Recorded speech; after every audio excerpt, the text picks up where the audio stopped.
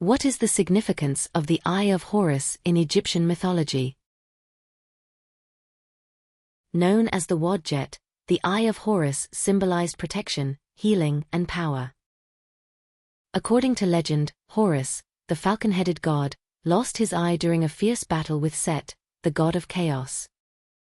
The eye was later restored, becoming a powerful emblem of renewal and wholeness. Ancient Egyptians believed the symbol could ward off evil, ensuring safety and prosperity. You'll find the Eye of Horus everywhere, from tomb walls to amulets, standing as a timeless guardian in the realm of the living and the dead. Subscribe our channel and follow us for regular updates and exclusive content.